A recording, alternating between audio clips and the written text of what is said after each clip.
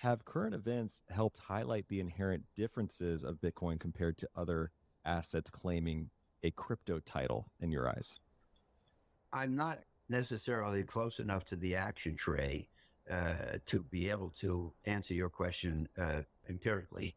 Uh, but clearly, as you say, Bitcoin has done less poorly, and in 2023 has done uh, much better.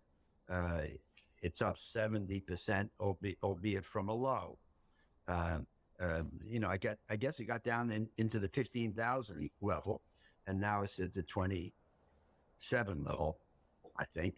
Um, um, of course, it was at the 75,000 level for a moment.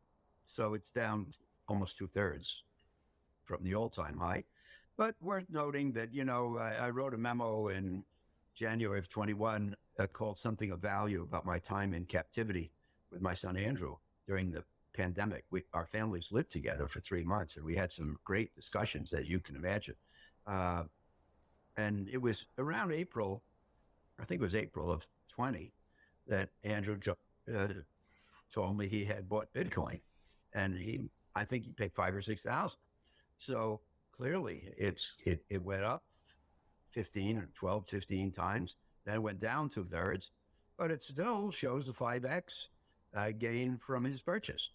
Um, and I guess the only thing I could say is that it hasn't been disproved.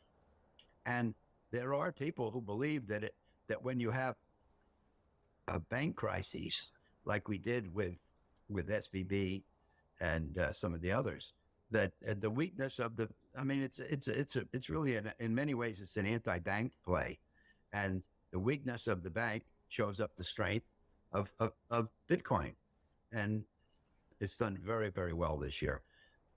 For one thing, we can't extrapolate from what we see in the United States. There are a lot of people who live in places where they don't trust the financial system or have access to it, and they don't exactly want everybody in authority to know how much money they have. It does seem that there are good uses for some coins, and Bitcoin seems to be so far the one in the lead.